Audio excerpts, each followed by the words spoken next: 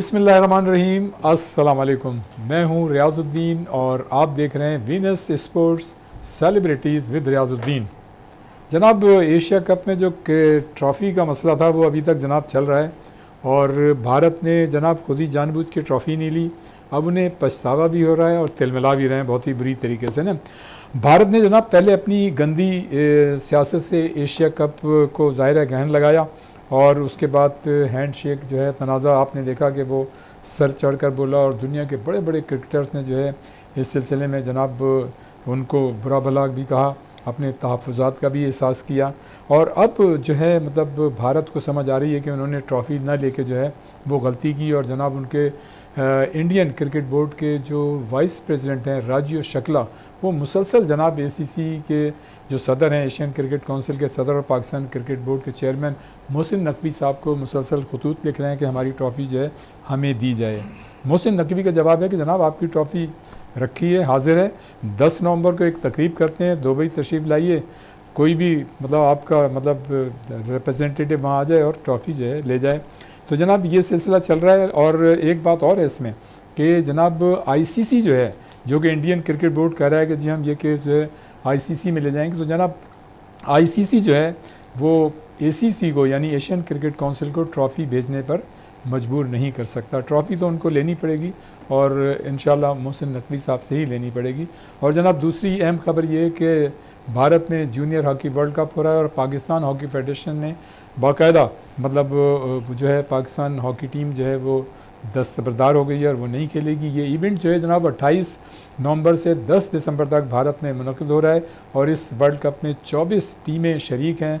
Pakistan hockey federation ने FIS से अपने मैचेस के लिए न्यूट्रल वेन्यू का ऑप्शन दिया। आपको पता है कि ये न्यूट्रल वेन्यू जो है भारत ही की शताब्दी पे शुरू हुआ था जब हमारा एशिया कप क्रिकेट हुआ था पहली मरतबा, और उसके बाद फिर जितने भी इवेंट्स होंगे 2028 तक उसमें जनाब भारत और पाकिस्तान की टीमें जो हैं वो हाइब्रिड मॉडल के तहत न्यूट्रल मुकाम पर क्रिकेट खेलेंगी। और जनाब 2026 का T20 वर्ल्ड कप जो है वो भारत और श्रीलंका में मुश्तरका तौर पर खेला जाएगा और जनाब इसमें पाकिस्तान और भारत का मैच 8 फरवरी को कोलंबो में होने के इम्कानात हैं। और ये इवेंट जो है जनाब 7 फरवरी से 8 मार्च तक खेला जाएगा। T20 वर्ल्ड कप में जो कि 2026 में होगा उसमें जनाब 20 टीमें शरीक होंगी। और इसी तनाजुर में जनाब अगर हम देखें तो श्रीलंका में जो प्रीमियर लीग हो रही थी 2025 की, उसको जनाब मौखर कर दिया गया है गैर मुय्यना मुद्दत तक के लिए। उसकी वजह यह है कि चूँकि 2026 का T20 वर्ल्ड कप भारत और श्रीलंका में मुश्तरका तौर पे होगा, तो जनाब श्रीलंका का कहना यह है कि हमारे जो जितने भी स्टेडियम्स हैं, ग्राउंड हैं या होटल्स वगैरह हम उनको अपग्रेड कर रहे हैं, लिहाजा लीग जो है प्रीमियर लीग जो उनकी होती है हर साल जैसे पाकिस्तान में PSL होती है, तो उसको जो है मौखर कर दिया गया है। और जनाब अगर हम इधर आएँ तो जैसा आपको पता है कि पाकिस्तान और जुनूबी अफ्रीका के दरमियान 2 टेस्ट मैचों की सीरीज़ हुई और जनाब पहला जो टेस्ट था वो तो पाकिस्तान ने अच्छे तरीके से जीता। गो के दूसरी इनिंग्स में पाकिस्तान के बैटर्स ने उस तरह की परफॉर्मेंस पेश नहीं की जैसा कि पहली इनिंग्स में की थी। लेकिन जनाब दूसरा जो टेस्ट था उसमें तो पाकिस्तान की टीम का जनाब धड़म तख्ता हो गया और बिल्कुल जैसा हम कहते हैं कि एक दिन हमारी टीम की परफॉर्मेंस जो है वो अर्श पे होती है और दूसरे दिन हमारी टीम फर्श पे आ जाती है। बहरहाल ये तो सिलसिला चलता रहेगा हमारी टीम की परफॉर्मेंस का, कभी अच्छी भी परफॉर्मेंस पेश करती है, कभी ख़राब भी करती है, बहरहाल ख़राब जो है अक्सर करती है। और जनाब जनूबी अफ्रीका की जो टीम यहाँ पे इस वक्त दौरे पे है, तो 3 T20 मैचों की सीरीज़ जो है जनाब हो रही है और उसके बाद जो है 4 नवंबर से ODI सीरीज़ भी शुरू होगी।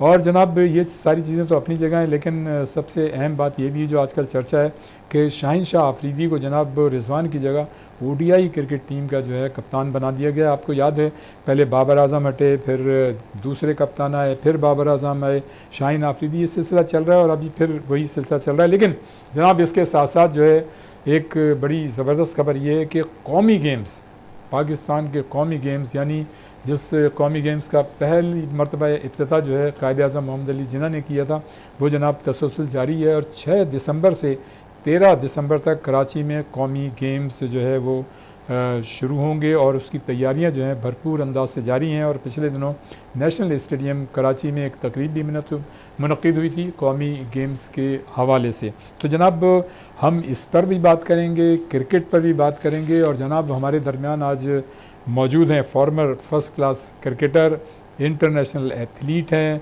क्वालिफाइड लेक्चरर हैं और कोच भी हैं। उसके साथ साथ जनाब professional fitness nutrition from USA, यानी उन्होंने यूएसए से इसका डिप्लोमा भी किया हुआ है। उसके साथ साथ हेड ऑफ स्पोर्ट्स मतलब डिफरेंट एजुकेशनल इंस्टीट्यूशन में रहे हैं। बड़ा मतलब है कि उनका तजुर्बा है, लेकिन चूँकि ओलंपिक एसोसिएशन से भी वाबस्ता हैं एथलेटिक के हवाले से, तो इनसे आज जो है मतलब क्रिकेट के साथ साथ जनाब ओलंपिक के हवाले से भी बात करेंगे और ख़ास तौर से जो कौमी गेम्स हो रहे हैं कराची में उस पर भी बात करेंगे। और उनके साथ साथ गौहर रज़ा साहब हमारे साथ मौजूद हैं, जिनका मैंने तारुफ़ कराया। अस्सलाम वालेकुम।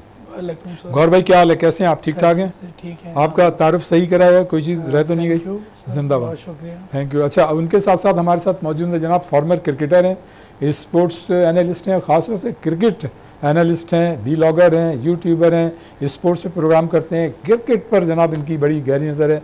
आसिम खान अमरोही साहब, अस्सलाम वालेकुम। वालेकुम सलाम। क्या हाल है, कैसे हैं? ठीक ठाक। जज़ाकल्लाह, थैंक यू वेरी मच। जनाब आपसे कौमी गेम से तो हम बात करेंगे, लेकिन ये बताइए कि जनाब पाकिस्तान क्रिकेट टीम जो है वो जनूबी अफ्रीका के खिलाफ उसके ज़ाहिर होम सीरीज़ हुई, टेस्ट मैच हुआ, क्या मतलब है कि हमारी टीम जो है वो एक टेस्ट तो जीती, उसमें भी थोड़ी सी फ्लक्चुएशन हमने देखी, और क्या मेंटल मतलब टफनेस लेवल की कमी है, मतलब परफॉर्मेंस हमारी टीम नहीं दे सकी, और क्या हमारी टीम की मतलब जो कैपेसिटी है वो इतनी है, क्या कहेंगे? मतलब देखें ना, दूसरे जो अपना इनिंग्स थी उसमें हमारे बैटर जो है वो बुरी तरह नाकाम हो गए। यानी आप ये समझें कि हमारी लोअर बैटिंग जो है तीसरी मरतबा जो है 20 रन से कम पर आउट हुई है। क्या कहेंगे, इस शिकस्त का सबब क्या वजह थी? ख़ास तौर पे देखें, अब एशिया कप पाकिस्तान ने खेला, उसके दौरान जो परफॉर्मेंस रही, पाकिस्तान का जो होप था ख़ास तौर पे इंडिया के अगेंस्ट उनकी परफॉर्मेंस रही है, तो वो काफ़ी एक वो था कर पर पाकिस्तानी कौम ने और लोगों ने उन्हें बूस्ट करके भेजा। तो पहले टेस्ट में परफॉर्मेंस एक पॉजिटिव रही, कोऑर्डिनेशन थी और डेफिनेट उसकी वजह से, पर सेकंड इनिंग में हमारे बैटर की परफॉर्मेंस वैसी नहीं रही। तो जो सेकंड टेस्ट में जो आप बात कर रहे हैं, उसकी वजह ये है कि हमारी जो कोऑर्डिनेशन, अब ये ना मिक्स टीम खेल रही है, कोई T20 से ले लेते हैं, कोई वनडे से लेके उसे टेस्ट की तरफ लेके जा रहे, तो वो मिक्सचर है। तो अभी तक वो सेटअप बन नहीं पा रहा जो एक टेस्ट मैच के लिए हमें चाहिए। तो जब तक एक कोई क्रिकेटर्स को 4 रोज़ा मैचेस पे ज़्यादा से ज़्यादा इन्फिसाइज नहीं किया जाएगा और लंबी इनिंग्स की ट्रेनिंग नहीं दी जाएगी और मैचेस ना मिलेंगे और वो जाके टेस्ट, अब तो कितने 72 साल हो गए, 78, अभी भी मतलब दी जाएगी। पाकिस्तान में असल में यही प्रॉब्लम है कि वो T20 का क्रिकेटर भी उठा के वो टेस्ट मैच में डाल देते हैं, वनडे से उठाया उधर डाल दिया। तो अब क्रिकेट होती जा रही है फास्ट। टेस्ट मैच भी अब देखें फैसला कौन होते जा रहे हैं। पहले ये होता था कि टेस्ट मैच मोस्टली ड्रॉज हो जाते थे, लंबा इनिंग्स खेलते थे लोग। अब ये है कि वही टेम्पो चल रहा है कि स्पीड उसमें 3.5 दिन में जो है वो टेस्ट खत्म हो जाता है। क्या मतलब वक्त आ गया है। हाँ, यही हुआ कि वो क्रिकेट को बहुत फास्ट कर दिया, उससे 22 रिजल्ट तो आ रहे हैं, पर परफॉर्मेंस हमारी जो है ना, असल में क्रिकेटर में कोऑर्डिनेशन नहीं है जो परफॉर्म कर सके। अच्छा, आसिम अमरोही साहब, जी सर, हमने जो जाल जो है जनूबी अफ्रीका के लिए बिछाया था, उसमें जनाब हम खुद फंस गए और मेहमान टीम जो है 2007 के बाद जो है पहली मरतबा हमारे मुल्क में टेस्ट मैच जीतने में कामयाब रही है। सीरीज़ तो खैर बराबर हो गई। अच्छा, महाराज की परफॉर्मेंस जो है वो एक्स्ट्राऑर्डिनरी रही, क्या कहेंगे? No doubt. देखिए, जो फर्स्ट टेस्ट हुआ था उसमें पाकिस्तानी जो स्पिनर्स थे उनका बड़ा कंट्रीब्यूशन था ज़ेर करने में साउथ अफ्रीकन टीम को। बट सेकंड टाइम मैच के अंदर देखें, बहुत सबसे बड़ा मसला क्या है पाकिस्तानी टीम के अंदर, फुकदान किस चीज़ का है, लैकिंग किस चीज़ की है, हमें उसके ऊपर पहले नज़र रखनी चाहिए। एक तो प्लेयर्स जो आपस का कोऑर्डिनेशन, जिस तरह सर ने कहा अभी गौर साहब ने, तो मैं इनको बिल्कुल सेकंड करूँगा। कोऑर्डिनेशन आपस में नहीं है, आपस में शायद इट सीम्स भी फील के कहीं ना कहीं कोई ना कुछ गैप्स हैं प्लेयर्स के अंदर। एक तो ये नहीं होना चाहिए। जब आप मुल्क के लिए खेल रहे हैं तो आपने सबने 100% देना है। आपको अपॉर्चुनिटी मिलती है, आपको मौके मिलते हैं, अल्लाह ताला आपको ये मौका देता है कि आप अपने मुल्क को रिप्रेजेंट कर रहे हैं, और उसके अंदर अगर आप 100% नहीं देते हैं तो दिस इज़ रॉन्ग। एक तो होता है 100% नहीं दिया गया, आपने पूरी कोशिश की। एक होता है कहीं पे हम फील करते हैं कि शायद ऐसा लगा कि हमें डिलिब्रेट हुआ, तो it should not be happen. So I do believe कि ऐसा नहीं होना चाहिए। हाँ, आप जैसे कैप्टनसी का इशूज़ चल रहा है कि कभी बाबर कप्तान, तो कभी रिजवान कप्तान, तो कभी शाहीन शाह अफरीदी कप्तान, ये मोहल्लों और गलियों की टीमों में होता है सर। ये बिल्कुल ना, ये इख्तलाफात पैदा करती हैं चीज़ें। सही।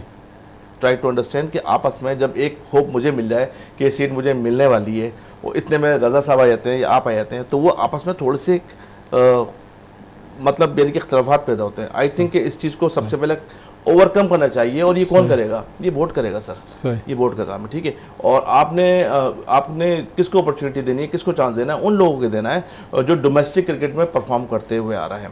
ऐसा नहीं है कि आपने T20 में आए, आपने परफॉर्म किया धड़म धड़म और आप कौमी टीम में, आप जो कंसिस्टेंट परफॉर्मेंस होती है थ्रू आउट द ईयर्स होती है, आप उसमें परफॉर्मेंस देना सर। उसके बाद जो लोग परफॉर्म दे रहे होते हैं उधर शायद उनका नाम नहीं आता है, लेकिन जो एक ऐसे स्टेज के ऊपर जो छोटा स्टेज होता है उसमें परफॉर्मेंस देते हैं, कौमी टीम में नाम आ जाता है सर। जनाब ये सिलसिला जारी रहेगा। यहाँ पर वक्त हुआ एक ब्रेक का, ब्रेक के बाद फ़ौरन वापस आते हैं, यहीं से इस सिलसिले को शुरू करते हैं। एक ब्रेक।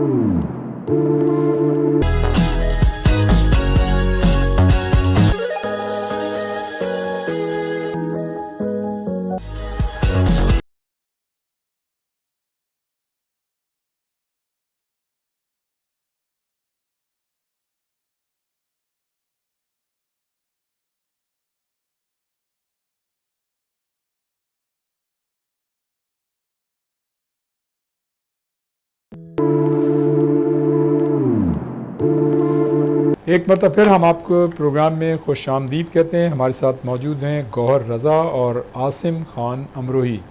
गौहर रज़ा साहब, जनाब आसिफ आफरीदी ने मतलब कि 92 साल रिकॉर्ड जो है उन्होंने तोड़ दिया। क्या कहेंगे, मतलब बड़ी उम्र में आप क्या समझते हैं कि डेब्यू करने जो है वो, इससे ज़ाहिर होता है कि हमारी क्रिकेट जो है वो मुस्तहकम नहीं है, हमारा क्रिकेट का सिस्टम जो है वो एक 34 साल में डेब्यू करता है, एक 39 साल में डेब्यू करता है, और वो फिर एक्स्ट्रा ऑर्डनरी परफॉर्मेंस देते हैं। कमाल। ख़ास तौर पे पाकिस्तान के अंदर अब जो क्रिकेट है, जो यंग एज, हालांकि जो उन्होंने परफॉर्मेंस दी है उसको हम खराज तहसीन पेश करते हैं, और ज़बरदस्त परफॉर्मेंस दी। इससे पहले नोमान अली की परफॉर्मेंस एक्स्ट्रा ऑर्डनरी रही, साजिद अली की बहुत अच्छी परफॉर्मेंस रही, और अब अपने आफरीदी जो हैं आसिफ आफरीदी, उनकी परफॉर्मेंस ज़बरदस्त है। क्योंकि इसी तरह जो सीनियर में मिसबाहुल हक सबसे पहले काफ़ी लेट एज में पाकिस्तान टीम में आए और कैप्टन बने, और उन्होंने डिफरेंट परफॉर्मेंस दी। उसके बाद अब ये नोमान अली हैं, और इसके बाद आसिफ आफरीदी। तो डेफिनेट पाकिस्तान के अंदर जो मेच्योरिटी है वो आफ्टर 30 इयर्स लड़कों के अंदर एक सेंस आता है कि वो इस टाइप की क्रिकेट को समझने लगते हैं। और जब आप क्रिकेट खेलते हैं तो दिन रात और डे आप हर वक्त इस क्रिकेट को सोचेंगे तो आप क्रिकेटर अच्छे बन सकते हैं कि मेरा क्या फॉल्ट था, कैसे खेलना।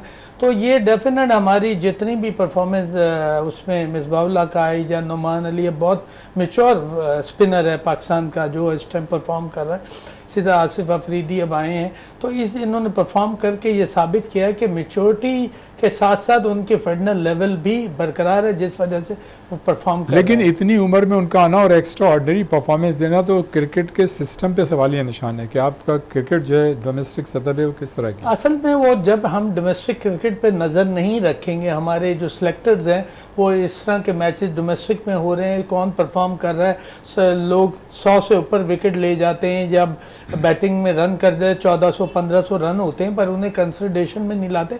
तो ये बहुत बड़ी ज़्यादती है। वो कभी एज का बहाना, कभी किसी चीज़ का। तो इन्होंने देखना है कि दुनिया में सबसे ज़्यादा जो देखा जाता है कि उसकी स्किल क्या है, परफॉर्म क्या, फिटनेस लेवल का कम्बिनेशन को देख के वो टीम में लाते हैं। तो आजकल हर दुनिया के अंदर और पाकिस्तान में भी अभी हुआ है कि फिटनेस टेस्ट करना है और उसकी स्किल को देख के आप टीम में सिलेक्ट करते हैं। फिटनेस टेस्ट लेना छोड़ दें, वरना ये है कि इस लेवल के आदमी इस एज में आके परफॉर्म कर रहा है, तो ये पाकिस्तान के लिए एक अच्छा साइन है। मैं बाकी जो यंग क्रिकेटर आ रहे हैं वो मेच्योरिटी की तरफ जाएं और क्रिकेट को समझ के क्रिकेट खेलेंगे तो परफॉर्म बेहतर करेंगे। अच्छा आसिम खान अमरोही साहब, जिस तरह से परफॉर्मेंस दी आसिफ आफरीदी ने, तो अब आप क्या समझते हैं नोमान, साजिद, अबरार, इनका मुस्तकबिल क्या होगा? देखिए सर, मैं ये समझता हूँ कि कंपटीशन पैदा होना चाहिए। ठीक है, आपके पास बैकअप होना चाहिए। सही। पाकिस्तान में फुकदान किस चीज़ का बैकअप का है। सही। आपका कोई एक अच्छा प्लेयर नहीं होता टीम में तो पूरी आवाम भी, पूरी कौम भी, स्पेक्टेटर्स भी और शायकीन भी, फैंस भी सब उसको बोल रहे होते हैं कि ये मैच नहीं खेला, इस वजह से पाकिस्तान हार गया। सही। आप देखें ऑस्ट्रेलिया को उठाएं, इंडिया को उठाएं, दूसरी टीम को उठाएं, वो अपने 5-5 लड़के चेंज कर देते हैं, उनकी टीम पर कोई कोई फर्क असर नहीं नहीं आता। पड़ता। तो यहाँ पे बैकअप नहीं है ना। बैकअप अगर आ रहा है तो हमारे लिए तो गुड साइन है पाकिस्तान के लिए। सही। हाँ, जहाँ तक आपकी बात है कि आपने बहुत अच्छी बात की कि इस एज के अंदर वो आ रहे हैं, तो इसका मतलब है कहीं ना कहीं उनके साथ ज्यादती होती आई है। और ऐसे बहुत सारे माजी के अंदर प्लेयर हैं सर जिनके साथ ऐसी जातियाँ हुई हैं, उनको बेचारों को वो परफॉर्म करते रहे थ्रू आउट द सीज़न, तमाम सीज़न परफॉर्म करते रहे, लेकिन उनका नाम नहीं आता। यहाँ पे लाइकिंग डिसलाइकिंग को ख़त्म होना चाहिए। और I think for the Pakistan everyone should think about Pakistan, कि पाकिस्तान की जो बेहतरी के लिए जो प्लेयर्स हैं आप उनको मौके दें, जो प्लेयर आई मीन डिज़र्व करते हैं, जो परफॉर्म कर रहे होते हैं। इसके अंदर लाइकिंग डिसलाइकिंग नहीं होनी चाहिए। दूसरी ये कि अगर किसी की माजत की पर्ची है तो वो खेलेगा, ऐसा नहीं होना चाहिए। जो भी जिस सूबे के अंदर, जिस शहर के अंदर, जिस गांव के अंदर, जिस टाउन के अंदर प्लेयर है, टैलेंट हंट होना चाहिए। सही। डोमेस्टिक क्रिकेट के ऊपर उस तरह काम नहीं हो रहा है बॉस, जिस तरह होना चाहिए। और यही वजह है, particularly I will talk about Karachi cricket. Karachi cricket पे बात करेंगे अभी, लेकिन अभी मेरा सवाल ये है कि देखें बाबर और रिजवान जो थे T20 टीम में नहीं थे, उन पे प्रेशर था, टेस्ट में आए। एक तो ये बताइए कि क्या उनकी परफॉर्मेंस सही थी। दूसरे बाबर आजम जो है वो जनाब 2022 I am not sure but maybe I think right के 2022 दिसंबर में उन्होंने न्यूजीलैंड के खिलाफ सेंचुरी की थी। उसके बाद से कमोबेश 3 साल हो रहे हैं, आज तक सेंचुरी नहीं बना सके, क्या कहेंगे? अच्छा देखें, बाबर, एक तो बाबर के हवाले से हम ये बात करते हैं कि बाबर को is considered as a king player for the Pakistan. सही। बट उनकी जो ऑन एंड ऑफ परफॉर्मेंस रही है, तो उस परफॉर्मेंस से शायद उनकी इंडिविजुअल ज़ात को तो बहुत ज़्यादा फ़वाइद हुए हों माजी के अंदर। बट ये कि पाकिस्तान के लिए, कौमी टीम के लिए, पाकिस्तानी टीम के लिए, मैच के लिए मुझे नहीं लगता कि कभी वो बैटिंग कर रहे हो कि एक भी शायक जो फैंस मैच देख रहा हो उसको ये उम्मीद हो कि बाबर विकेट पर खड़े हुए और बाबर मैच जितवाएंगे। ये जिस दिन पैदा मैच जीत गए, हाँ, ये मैच जीत गए, लाइक मियादाद होते थे, हाँ वो तो क्लासी और थी, इंजमाम है, बासित अली हैं, सईद अनवर हैं, ये विकेट पे होते हैं, तो आपको लगता है कि यार ये मैच जितवा के आएगा। अगर एक प्लेयर के ऊपर इतना कॉन्फिडेंस नहीं है तो फिर वो कैसा किंग हो सकता है? आई एम सॉरी टू से। नहीं, उन्होंने 50 तो बनाई है अभी। नहीं 51, मैं ये बात नहीं कर रहा सर। जब आपको मौके मिलना है और आप बड़े बेटर तो आपको करना है रन, आपकी रिस्पॉन्सिबिलिटी बनती है। और दूसरी बात ये है कि उनके ऊपर इतनी डिस्कशन होती है, I think her channel, her social media पर डिस्कशन होती है, तो उससे भी एक मेंटली तौर पर नहीं, उनको देखें ना, ICC कितने अवार्ड मिल चुके हैं, मतलब मुख्तलिफ जो फॉर्मेट हैं उसकी रैंकिंग में वो मतलब सर देखें सर, इसमें कोई डाउट नहीं है कि वो पाकिस्तान के नंबर 1 बैटर रहे हैं, रैंकिंग में नंबर 1 रहे हैं। लेकिन मेरा सवाल सिर्फ एक है कि उनकी रैंकिंग में होने से पाकिस्तान को क्या फ़ायदा होगा? क्या फ़ायदा है, ये सवाल मेरा। अच्छा गौर रज़ा साहब, अगर हम हालिया 1-1.5 साल पे नज़र दौड़ाएं तो तकरीबन 6 टेस्ट में हमने 4 जीते हैं, तो होम कंडीशंस में, होम सीरीज़ में ये रेशो सही है? पाकिस्तान की जैसी कंडीशन रहती है, पाकिस्तान को यहाँ परफॉर्मेंस हमारी ज़्यादा होनी चाहिए, पर वो ऑन एंड ऑफ आपने देखा है कि अभी ये 2 टेस्ट की सीरीज़ थी, जो पाकिस्तानी टीम थी, हमें होप था कि दोनों टेस्ट जीतेगी, पर सेकंड टेस्ट में उन्होंने लॉस किया। तो खैर डेफिनेट अब तो जितनी भी दुनिया में जो टीमें हैं वो उस स्ट्रेटजी को देख के आती हैं। वो ये नहीं एनवायरनमेंट आप कहें कि होम सीरीज़ है, पहले तो एक एडवांटेज ले जाते थे कि अंपायरिंग और इसका कोई एडवांटेज होम सीरीज़ में मिलता था। अब वो वाला तो आपको कोई बेनिफिट, अगर आपके पास स्पिनर्स हैं तो उनके पास भी हैं, उनके पास भी स्पिनर है, डिफरेंट क्वालिटी स्पिनर्स हैं, तो ऑलरेडी वो स्टडी करके आते हैं कि कोई क्रिकेट खेलने वो ऐसे नहीं आ गए कि वो पहले वो पूरी कंडीशन को स्टडी करते हैं, फिर विकेट का जायज़ा लेके अपनी टीम को बैलेंस करके लाते हैं कि हमने स्पिनर कितने खिलाने, फास्ट बॉलर का यूटिलाइजेशन कैसे करना। जैसे एशिया कप में देखा था हम फाइनल उसमें इंडिया के खिलाफ जो मैच हमने खेली उसमें हमने फास्ट बॉलर की रेशो को ज़रा बढ़ा दिया, इंडिया ने सारे स्पिनर खिला के हमारी टीम के साथ। नहीं तो हमने भी तो पहले टेस्ट में एक इजाफी मतलब बॉलर को रखा था, हसन रजा को, जबकि उनकी ठीक है बॉलिंग कराई उन्होंने लेकिन कोई यूटिलिटी नज़र नहीं। लेकिन स्पिन अगर विकेट पे अगर आप एक स्पिनर और रख लेते और या एक ऑलराउंडर रख लेते तो वो आपके लिए ज़्यादा बेहतर होता। और मैच तो हम जीत गए, जब आप कोई मैच जीतते हैं तो आपकी खामियां जो हैं छुप जाती हैं, ऐसे ही है ना।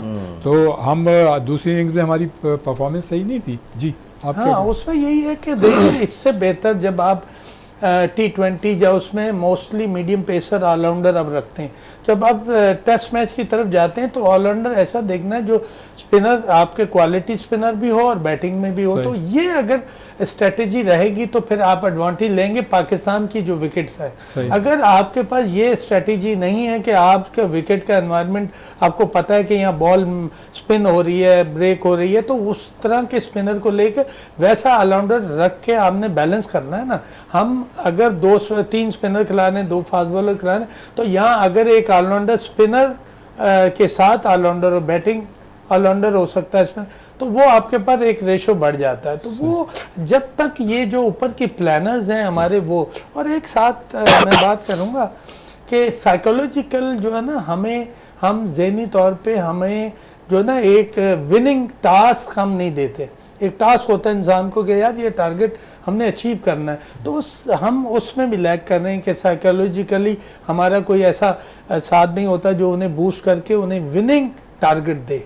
अच्छा आसिम भाई, साइकोलॉजिकली उन्होंने कहा कि नहीं होता, आप क्या बताइए कि हमारे खिलाड़ी जो हैं उनमें मेंटल टफनेस लेवल की कमी है और मेंटल स्ट्रेंथ की कमी है। हम मतलब एक क्रंच और प्रेशर सिचुएशन में अपनी चीज़ों को मैनेज करने की सलाहियत नहीं रखते। सर मैं समझता हूँ बिल्कुल कमी है, और ये कमी आज से नहीं है, ये 90s से कमी है। अच्छा, आप देखें प्रेशर गेम, क्रिकेट में सबसे बड़ा प्रेशर गेम क्या होता है? क्रिकेट में सबसे बड़ा प्रेशर गेम होता है इंडिया पाकिस्तान का मुकाबला। सही। उस वक्त जब पाकिस्तान की टीम, हमेशा पाकिस्तान के ऊपर ही प्रेशर क्यों आता है? सही। आप आईसीसी के जितने भी इवेंट उठा के देखते हैं, पाकिस्तानी क्यों शिकस्त खा रहा होता है? चाहे मैं स्टार्ट से बात करूं 92 से, जब से वर्ल्ड कप का पहला मैच हुआ है पाकिस्तान इंडिया का, उसके बाद से लेके आप जब भी देखें पाकिस्तान को शिकस्तें पे दर पे शिकस्तें होती हैं। उसकी वजह क्या है? उसकी वजह यह है कि मेंटली हम स्ट्रांग नहीं है, हम साइकोलॉजिकली स्ट्रांग नहीं है। साइकोलॉजिकल स्ट्रांग अगर कोई टीम है दुनिया में जिसको मैं समझता हूँ वो है ऑस्ट्रेलियन। वो किसी भी सिचुएशन के अंदर कमज़ोर नहीं पड़ते। मैच वो ज़रूर हार जाएंगे लेकिन वो अपने मतलब यानी कि साइकोलॉजिकली कमज़ोर नहीं पड़ते। हमारे पास क्या होता है, हम इतना प्रेशर ले लेते हैं, इतना प्रेशर ले लेते हैं। हालांकि जो अभी ये एशिया कप का जो हुआ फाइनल, इसके अंदर आई थिंक पाकिस्तान के हाथ में 70-80% मैच था और पाकिस्तान को जीतना चाहिए था, लेकिन हम इतने प्रेशर के अंदर थे कि हमने फैसला गलत करते गए। At the time of bowling हमने किस बॉलर का यूटिलाइज करना है, चलिए जनाब कोशिश करते हैं किसी अच्छे साइकेट्रिस्ट को पाकिस्तान की टीम में लगाते हैं। लेकिन जनाब साइकेट्रिस्ट तो बहुत आए हैं और उन्होंने उनके साथ काउंसलिंग भी की है, लेकिन मसला हल नहीं हो रहा। बहरहाल देखते हैं आगे हमारी टीम की जो है वो क्रंच और प्रेशर सिचुएशन में अपनी चीज़ों को मैनेज करने की सलाहियत हासिल कर ले। बहरहाल यहाँ पर हुआ है जनाब वक्त एक ब्रेक का, और ब्रेक के बाद फ़ौरन वापस आते हैं, यहीं से इस सिलसिले को शुरू करते हैं। एक ब्रेक।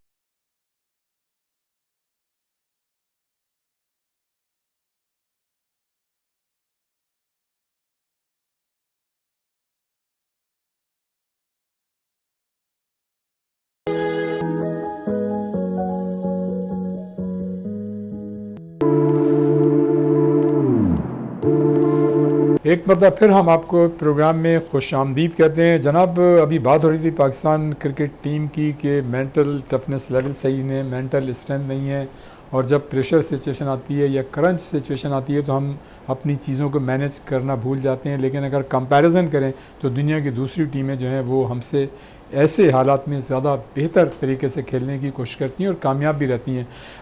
इस पर ज़रा रोशनी डालिए कि ये क्या है, मतलब हमारे खिलाड़ियों को क्या मुस्तकिल एक अच्छे साइकेट्रिस्ट की ज़रूरत है?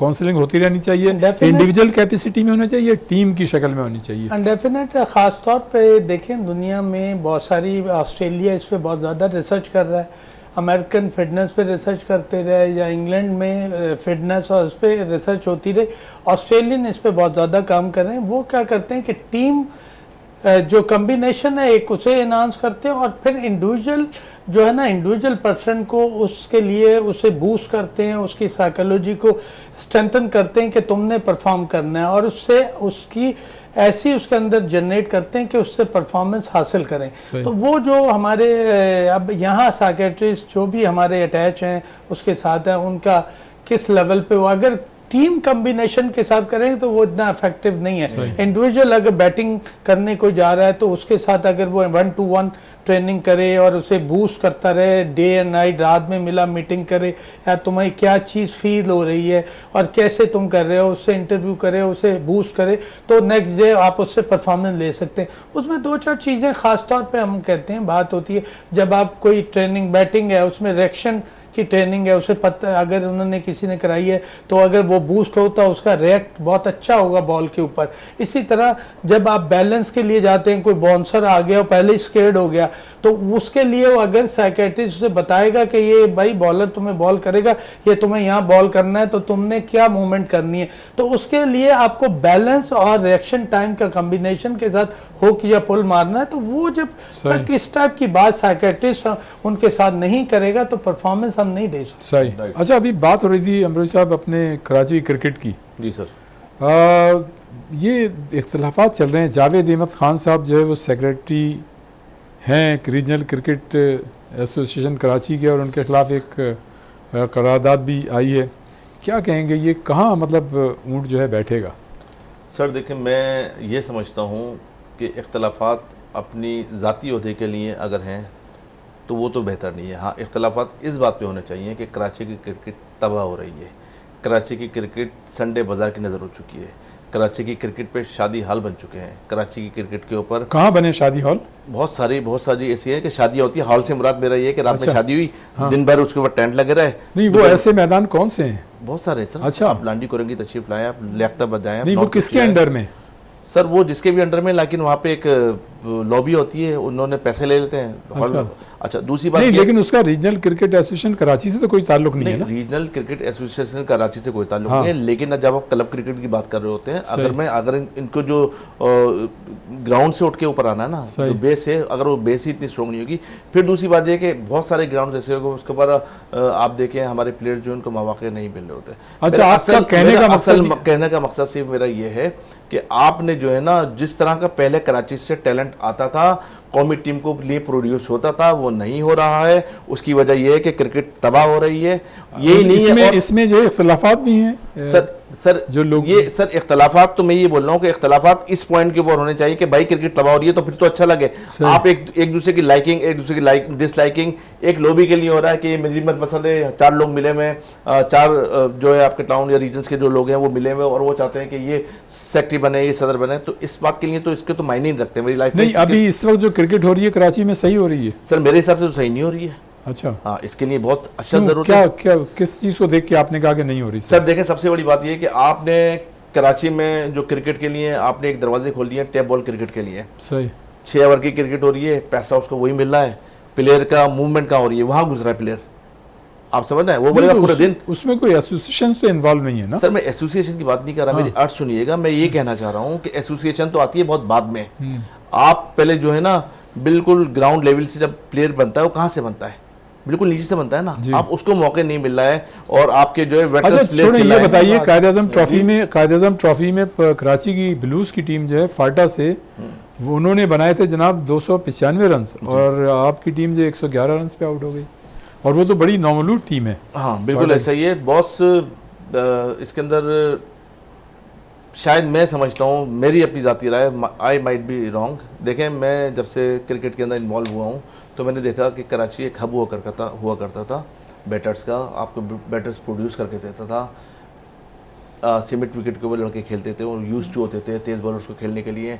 जब आप जाते थे ग्राउंड में तो उनके आपके लिए आसानी होती थी। लेकिन इस वक्त जो है ना, इस वक्त क्रिकेट वैसे तो हो रही है उन ग्राउंड्स के ऊपर, लेकिन वो प्लेयर। हाँ जी जी जी जी, वो आप कुछ कहना चाह रहे हैं? हाँ, मैं ये कहना चाह रहा हूँ कि ख़ास तौर पे प्रीवियस ईयर में आप देखें लांडी कोरंगी में मुख्तलिफ क्रिकेट के ग्राउंड थे जिसमें सीमेंट विकेट थी, बहुत ज़्यादा डे में मैचेस खेले जाते थे, जो रफ एंड टफ क्रिकेट होती थी, उसमें टैलेंट निकल के आता था। अब वो वाली क्रिकेट कराची में ख़त्म होती जा रही है, क्योंकि ग्राउंड को मुख्तलिफ सिचुएशन में यूटिलाइज़ किया जा रहा है। क्रिकेट के कुछ ग्राउंड बहुत अच्छे भी बन गए जो पीसीबी ने बनाए या केसीसी ने बनाए, पर वो इस टाइम हर कोई क्लब क्रिकेट के लिए इतने महंगे हो गए हैं कि वो उसे हायर करके वहाँ प्रॉपर क्रिकेट, तो वो कोई टूर्नामेंट होता है साल में 1-2 हो गया तो खेल लिया। तो जो पहले क्रिकेट हो रही थी, आप कुरंगी यहाँ से शुरू हो तो वहाँ तक ग्राउंड का भरमार था, हर जगह क्रिकेट हो, तो टैलेंट बहुत ज़्यादा निकलता था। इसी तरह आप फेडरल बी एरिया में चले जाएं, संगम स्पोर्ट, ये वो सारे जहाँ सीमेंट विकेट होती थी, वो बहुत अच्छे अच्छे क्रिकेटर निकले, क्योंकि फास्ट बॉलर को खेलने का वो सिचुएशन, बॉल एक स्पीड और ज़्यादा इंक्रीज हो जाती थी, तो वो जो ना थोड़ा सा प्रॉब्लम हम फेस कर रहे हैं। तो इसी तरह अब ट्रेनिंग कुछ जगह पे जहाँ नेट्स बने में उन्होंने सीमेंट विकेट भी रखी है, और वहाँ कुछ बच्चों के लिए बेहतरी हो रही है कि वो ट्रफ पे भी कर रहे हैं और तेज़ बॉल खेलने की भी उन्हें आदत। तो पाकिस्तान में सबसे ज़्यादा जो बैटिंग सलाहियत थी वो कराची के अंदर थी, वो अब ख़त्म होती जा रही है। जी आप कंटिन्यू करें, क्या कह रहे थे? मैं यही कहना चाह रहा था, बहुत अच्छी तर्जुमानी की गौहर भाई ने, बिल्कुल ऐसे ही है। और गौहर भाई ने जो एक सिग्नल दिया कि कुछ ग्राउंड अच्छे बने, इंडीड नो डाउट बने हैं, नहीं, पीसीबी ने भी बड़ा काम किया है इसमें पूरे पाकिस्तान में। लेकिन बॉस मसला क्या है, मसला समझने का है। वो जो चंद एक ग्राउंड बने हैं, ग्रासी ग्राउंड है, उनकी तादाद कितनी होगी? 10 होगी, 12 होगी? बिल्कुल ऐसी। यहाँ पे करोड़ों की आबादी है। सही। मैं छोटे ग्राउंड्स की बात कर रहा हूँ, जहाँ पे आप संडे के दिन जाएंगे वहाँ बाजार लगा हुआ होगा। आई एम टेलिंग यू, अब कुछ नहीं तो इसको इसकी जिम्मेदारी किसकी है? सर ये जिम्मेदारी जिन लोगों की भी है, लेकिन यहाँ पे कराची क्रिकेट का फर्ज बनता है ना, ये आपके टाउन्स जो बने हुए हैं तमाम जितने भी हैं, तो वहाँ पे उनकी जिम्मेदारी बनती है ना, कम से कम उस जगह से तो हटाएं। एक टैलेंट को जो गली कूचे के अंदर बच्चा खेलता था, सबसे बड़ा अलमिया ये होता जा रहा है कि हर प्लेयर जो है ना आपका जा रहा है टेबल की तरफ। ये टेबल की तरफ जो जा रहा है ना, ये बड़ी नुकसानदेह, क्योंकि वो यूज टू ही नहीं हो रहा है मेहनत करने का। इसलिए मैं देख रहा हूँ कि टैलेंट जो है ना मुस्तकिल जो है वेस्ट होता जा रहा है। सही। और उसके अंदर पैसा इतना आ गया है, जो आप मेहनत करके यहाँ पे कमाते हैं, वहाँ चंद घंटों में वहाँ से कमा लेते हैं। सही। आप कुछ कह रहे थे? हाँ, ख़ास तौर पे अब टेप बॉल की भी एसोसिएशन और ये बन रही है, अभी लॉन्चिंग हो रही है, कुछ हो रहा है, ठीक है, वो एक एक्टिविटी शॉर्ट टाइम की है। अब उसमें काफ़ी टैलेंटेड लड़के, भाई समी हमारे फास्ट बॉलर जो रहे वो टेप बॉल एक ज़माने में खेलते रहे, वहाँ से निकले, और काफ़ी क्रिकेटर ऐसे निकल के आए। पर ये है कि वो एक स्पेसिफिक डिसिप्लिन कंट्रोल के साथ उसे कराया जाएगा तो वो क्रिकेटर का बेनिफिट होगा। अच्छा देखें सर, एक ब्रेक के बाद आते हैं जनाब, ये गुफ्तगू का सिलसिला जारी है। यहाँ पर वक्त हुआ एक ब्रेक का, ब्रेक के बाद फ़ौरन वापस आते हैं और यहीं से इस सिलसिले को शुरू करते हैं। एक ब्रेक।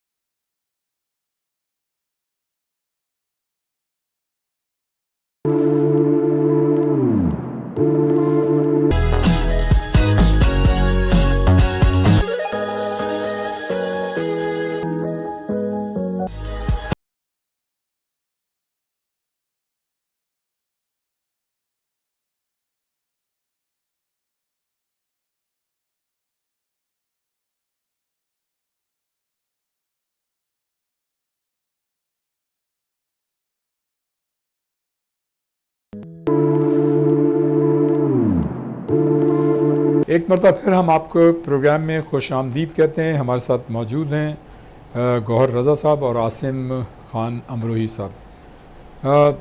बात करेंगे जनाब कौमी गेम्स पे।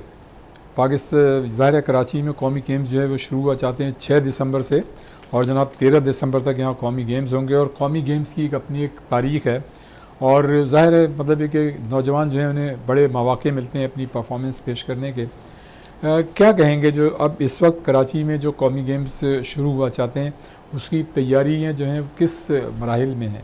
ख़ास तौर पे ये नेशनल गेम जो है 6 से 13 दिसंबर को कराची में मुनक़िद होंगे, जिसमें तकरीबन 32 इवेंट्स हैं। अच्छा। जो ऑल ओवर पाकिस्तान, और कुछ 20 से 22 एग्जीबिशन गेम्स भी रखे गए हैं, ट्रेडिशनल गेम्स। और इसका असल आगाज़ जो है ना वो 16 नवंबर से हो जाएगा, जिसमें टॉर्च रिले का जो है ना इनकाद होगा मज़ार कायद से, और वो फिर चलती हुई पूरे पाकिस्तान में ट्रैवल करती हुई वापस 6 दिसंबर को यहाँ आएगी और उसकी प्रॉपर एक टॉर्च सेरेमनी होगी। तो वो 6 दिसंबर को ओपनिंग सेरेमनी है, जिसमें माशा ओवरऑल हमने नेशनल स्टेडियम में मिनिस्टर सरदार मोहम्मद बज़ मेहर ने अभी विज़िट करके पूरा उसका प्रोग्राम को चेकआउट किया है। तो उसमें हमारे थोड़ी सजेशन थी, जो भी है मेन उसकी presentation her cheese sequence of opening ceremony और ये हमने कंप्लीट कर चुके हैं। और इंशाल्लाह फाइनल डिसीजन अभी CM साहब के साथ मीटिंग है 2 और 3 को, तो इंशाल्लाह ये प्रॉपर एक शक्ल में आ जाएगा। और सारी मार्केटिंग इस पे शुरू हो चुकी है। और ख़ास तो 24 जो वेन्यूज़ हैं जिन्हें फाइनलाइज़ किया गया, पहले एक था कि स्विमिंग हम जा रही थी कहीं और, पर वो भी अब KMC स्पोर्ट्स कम्प्लेक्स में उन्हें उसे रेनोवेट किया जा रहा है। सरदार मोहम्मद बज़ मेहर साहब ने विज़िट किया और इंशाल्लाह भरपूर उनका विज़न है कि सिंध के अंदर बेस्ट नेशनल गेम जो आने वाले हैं ये हो सकें और आइंदा भी ताकि इसमें एक कौमी गेम के मुताबिक हों। और तकरीबन 10,000 एथलीट इसमें पार्टिसिपेट कर रहे हैं। 1,000 से ऊपर टेक्निकल ऑफिशियल आ रहे हैं जो इसे कंडक्ट करेंगे। तो उसमें प्रेसिडेंट ऑफ पाकिस्तान इसके ओपनिंग सेरेमनी करेंगे और क्लोजिंग में जो शहबाज शरीफ साहब प्राइम मिनिस्टर हैं वो इसकी क्लोजिंग सेरेमनी के चीफ। जी आसिम भाई, ये बताइएगा, ज़ाहिर है कौमी गेम्स जो है किसी भी मुल्क के लिए बड़ी अहमियत के हामिल होते हैं और जो मतलब ग्रास रूट लेवल के जो नौजवान होते हैं उनके लिए भी एक बड़ा इसमें मौके होते हैं। क्या कहेंगे, कितने इसको मुनज़्ज़म अंदाज से और कितने बेहतर अंदाज से और कितना मतलब है कि खिलाड़ियों को इसमें बेहतर अंदाज से फैसिलिटेट किया जाना चाहिए, इससे कि हमने देखा है कि माजी में जब इस तरह के गेम्स हुए किसी भी परफॉर्मेंस में हुए तो बहुत सी उसमें खामियां रह गईं और बहुत सी ऐसी चीज़ें रोनमा हुई जो होनी ही नहीं चाहिए थी। क्या कहेंगे सर? देखें, मुझे बड़ी खुशी हुई है जिस तरह गौहर भाई ने अभी तमाम डिटेल के अंदर इसके हवाले से हमें ब्रीफ किया है। माशाल्लाह बहुत ज़बरदस्त चीज़ें, बहुत गुड साइन है। और स्पोर्ट्स मिनिस्टर जो है सरदार साहब वो इस एफर्ट्स में लगे हुए हैं कि बेहतरीन गेम होने चाहिए। देखिए सर, कोई भी अच्छा काम करता है ये हमारी ज़िम्मेदारी होती है बीइंग अ पाकिस्तानी, हम उनको अप्रिशिएट करें, हम उनको कॉन्ग्रेचुलेट करें। तो मेरी तरफ से सिंध गवर्नमेंट के लिए और तमाम एसोसिएशंस इस इवेंट को जो करने जा रही है एडवांस में मुबारकबाद पेश कर रहा हूँ, चूँकि इनकी नीयत मुझे बहुत साफ़ नज़र आ रही है, बहुत अच्छी नज़र आ रही है। जिस तरह सर ने कहा है कि अभी वो चाहते हैं कि ऐसे होने चाहिए, मिसाली ये गेम्स होने चाहिए कि एक यादगार गेम्स हो। तो अच्छा, इसमें ये है कि जैसे सिंध ओलंपिक एसोसिएशन के सेक्रेटरी आपके अहमद अली राजपूत साहब, उनका बड़ा एक्सपीरियंस है, बड़ा एक्सपोजर है, उनकी बड़ी एक्सपर्टीज़ हैं और मैं ये देखता भी रहा हूँ और यकीनन अब जो गेम्स होंगे इससे पहले सिंध गेम्स हैं कि उनकी जो मतलब एक्सपर्टीज़ है उसका रिफ्लेक्शन वाज़े तौर पे नज़र आता है। वैसे ये भी है कि कहीं ना कहीं बहुत सारी खामियां भी रही हैं, लेकिन वो जिस तरह से काम कर रहे हैं वो बताइएगा क्या ज़बरदस्त। ख़ास तौर पे सिंध ओलंपिक एसोसिएशन भरपूर इसमें प्लानिंग और उसके साथ हम उन्हीं के साथ अटैच है। अहमद अली राजपूत का भी एक विजन है जो कोऑर्डिनेशन विद मिनिस्टर के साथ वो करके सारी चीज़ों, और सेक्रेटरी स्पोर्ट जो हैं वो भी इसमें इन्वॉल्व है। डेली बेसिस पे मीटिंग हो रही हैं और उसकी डिफरेंट टाइप ऑफ सिचुएशन को देखा जा रहा है, इसे बेहतर से बेहतर कैसे करें। डेली हमारी मीटिंग्स हो रही हैं, अहमद अली साहब मुख्तलिफ वेन्यूज़ पे विज़िट कर रहे हैं और भरपूर उसके लिए। और अभी इंशाल्लाह आपको कराची शहर के अंदर डिफरेंट वेन्यूज़ पे आपको उसकी झलक नज़र आएगी नेक्स्ट वीक के अंदर। तो अहमद अली साहब का मेन रोल है, क्योंकि सिंध ओलंपिक्स एसोसिएशन के वो ऑर्गेनाइजिंग सेक्रेटरी हैं नेशनल गेम्स के, और अंडर दी POA और कोऑर्डिनेशन विद स्पोर्ट डिपार्टमेंट, इन तीनों चीज़ों का कॉम्बिनेशन है। और पाकिस्तान का ये फेस है, अगर ये हमारा अच्छा होता है तो दुनिया के अंदर हर कंट्री का प्राइड जो है वो नेशनल गेम्स होती है। हमने अहमद अली राजपूत साहब को दावत की थी, मैं खुद भी गया था, लेकिन मेरे ख्याल से वो बहुत ज़्यादा मसरूफ़ हैं, वो अभी तक तशरीफ़ नहीं लाए। लेकिन मैं चाहूँगा कि जो हमारे कौमी गेम्स हो रहे हैं उससे पहले ज़ाहिर है वो तशरीफ़ लाएँ, उनका बड़ा कंट्रीब्यूशन है। अच्छा, अभी मैं पिछले दिनों सुन रहा था अहमद अली राजपूत साहब को तो तीरंदाजी का सामान जो है वो चोरी हो गया, ये क्या है सिलसिला? ये खैर वो एसोसिएशन का मसला होगा, मुझे अच्छा। आइडिया ऐसा है वो वाला है कि क्योंकि ये तो छोटी मोटी चीज़ें चलती हैं, कहीं प्लेस पे रखी हों तीरंदाजी क्योंकि ओपन जगह पे हो रही होती है तो अच्छा। उसके बोर्ड रखें, कोई होता है कि उठा के ले गया तो अलग एक सिचुएशन। अच्छा, इससे पहले एसोसिएशन होता है, इससे पहले जो उसमें SIM ओलंपिक गेम्स का हुए थे, उसमें कोई ऐसा भरपूर रोल वो नहीं लेते, एसोसिएशन एफिलेटेड होती हैं। अच्छा, इससे कबल जो मतलब कौमी गेम्स या दूसरे सूबों में होते रहे उसमें मतलब बाज़ औक़ात सिंध की टीमों की परफॉर्मेंस बहुत अच्छी थी, बाज़ औक़ात ख़राब थी, लेकिन यहाँ जो सिंध गेम्स हुए सिंध में तो उसमें हमने जहाँ बहुत सारी अच्छी पॉजिटिव चीज़ें हमने देखी, वहाँ हमें कुछ खामियां भी नज़र आई, इसलिए कि पानी वगैरह का इंतज़ाम नहीं होता था। फिर जो है मेडिकल जैसे होता है जो इंजरी कोई हो जाए तो उस वक्त फौरी तौर पे ऐसा कोई इंतज़ाम नहीं होता था, और भी मतलब बहुत सारी ऐसी चीज़ें होती थी। एक चीज़ अच्छी ये हो रही है कि ये जो अब कौमी गेम्स होंगे इसमें मौसम जो है वेदर वो बड़ा आइडियल होगा और ये एथलीट्स के लिए अच्छा होगा, लेकिन इससे कब जो गेम्स हुए वो गर्मी में होते थे तो उसमें और ज़्यादा प्रॉब्लम होती थी। तो उन चीज़ों को यकीनन वो आप लोगों के जहन में होंगी, उसको ओवरकम करने के लिए क्या तरीक़ाकार इख्तियार किया खास गया? तौर पे अभी 24 वेन्यू पे ये हो रहे हैं कंपटीशन होंगे, तो हर वेन्यू पे फर्स्ट एड और हमारे साथ तमाम वो मेडिकल स्टाफ वहाँ मौजूद होगा, फर्स्ट एड देनी है, कोई भी ऐसी चीज़ें उसके लिए भरपूर। और सेंट्रलाइज इन्होंने कुछ हॉस्पिटल्स को नॉमिनेट किया हुआ है, कोई इमरजेंसी हो जाती है तो वो उनको वो 24 आवर रिस्पॉन्स करेंगे, और उसमें डेफिनेट हमारी जो एजेंसी हैं या फोर्स है वो भी उसमें इन्वॉल्व है, जो इसे लुक आफ्टर के सिचुएशंस को देखते हुए वो करेंगे इंशाल्लाह। बहुत बेहतर प्लान किया गया इस दफ़ा। अहमद अली और मिनिस्टर का भी एम्फिसाइज है कि कोई ऐसा छोटे से छोटा भी हम कोशिश करेंगे उन्हें सहूलतें बहुत अच्छी दें, होटल बहुत अच्छे इस दफ़ा बुकिंग हो रही है, ट्रांसपोर्टेशन उस पर किया जा रहा है, और अब 2025 में भी हम अगर इसी चीज़ों में अगर वो होता है तो हमारे लिए सही। अच्छा आसिम भाई, ये बताइए, आपका तो ज़ाहिर है ताल्लुक़ क्रिकेट है, लेकिन जो एक स्पोर्ट्समैन होता है चाहे कोई भी खोल हो उसमें उसकी दिलचस्पी होती है, और जैसे हम देखते हैं कि जनाब अगला ओलंपिक जो अमेरिका में होगा लॉस एंजलिस में, उसमें जनाब क्रिकेट को शामिल किया है। T20 तर्ज पे होगी क्रिकेट, और 6 टीमें होंगी, अमेरिका की टीम भी होगी इसलिए कि वहाँ हो रहा है, लेकिन पाकिस्तान की टीम नहीं होगी। अच्छा, आप क्या समझते हैं जो कौमी गेम्स होते हैं या गेम्स, इसमें क्रिकेट भी होनी चाहिए? सर बिल्कुल होनी चाहिए, ये भी एक गेम है। आप जिस तरह क्रिकेट श्रिंक होती जा रही है उसके अंदर आप देखें, पहले टेस्ट फिर ODI पे बड़ा एक्सरसाइज दिया जाता था, अब T20, अब T20 को भी शायद लोग T10 की तरफ मूव कर रहे हैं, लेकिन जो मज़ा T20 में शायद वो T10 में नहीं होगा। बिल्कुल होना चाहिए, पार्ट होना चाहिए, क्योंकि इससे ना इंटरटेनमेंट होती है, क्योंकि क्रिकेट लवर्स पाकिस्तान में ज़्यादा है। सही। तो इस जो कंपटीशन जो भी होंगे इसको बूस्ट भी मिलेगा इससे, क्योंकि लोग ज़्यादा होगा। जी जनाब, गौहर रज़ा साहब आपसे बड़ी अच्छी गुफ्तगू रही, आसिम भाई आपसे बड़ी अच्छी गुफ्तगू रही, और आपका बहुत बहुत शुक्रिया कि आप यहाँ तशरीफ़ लाए, हमारे प्रोग्राम में शरीक हुए। आसिम भाई आपका शुक्रिया, गौहर साहब आपका शुक्रिया। नाज़रीन, ये था हमारा आज का प्रोग्राम, और हमने काफ़ी चीज़ों को इसमें कवर करने की कोशिश की है। यकीनन आज का ये प्रोग्राम जो है आपको पसंद आया होगा, और अगले हफ्ते किसी नई शख्सियत या नई शख्सियात के साथ एक मरतबा फिर हम हाज़िर होंगे, लेकिन इस प्रोग्राम के मुतालिक फ़ीडबैक हमको ज़रूर दीजिएगा। और अगले प्रोग्राम तक के लिए रियाज़ुद्दीन आपसे इजाज़त चाहता है। उस वक्त तक के लिए अल्लाह हाफ़िज़।